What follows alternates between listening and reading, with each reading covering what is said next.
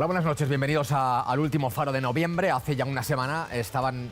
más o menos tranquilamente, ganándose la vida, como toda la vida, en este caso pescando quisquilla, llenando las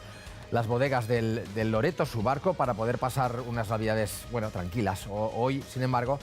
pues están en medio de un temporal, sin poder ir a ningún sitio, abandonados por su gobierno, el de España, y por toda Europa,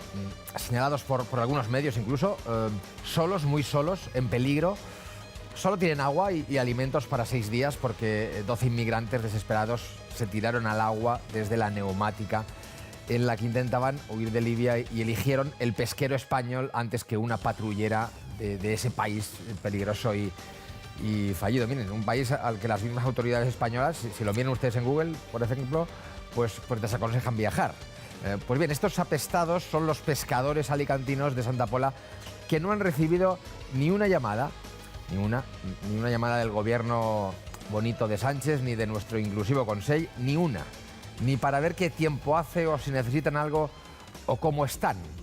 Así se escribe la historia de este 29 de noviembre. Vamos a hablar de este tema en concreto, vamos a conectar también hacia afuera y vamos a hablar también de la movilidad, ese nuevo concepto moderno que se refiere a la manera como los humanos pues debemos movernos por la vida y en qué clase de vehículos o artilugios o por qué método. Y esa movilidad pues vuelve a estar en el foco por 2 razones básicamente en el día de hoy. Primero, porque se veía venir, primera víctima en España por accidente de patinete, 2 chavales, el conductor y un amigo que iba de paquete, atropellaron en agosto a una mujer de 92 años en Barcelona, en Esplugas concretamente. Se ha sabido ahora, porque la mujer se murió poco después del golpe. Es noticia y vamos a hablar de cómo están invadiendo la ciudad estos aparatos y cómo evitar que estas cosas pues no sucedan también en nuestras ciudades.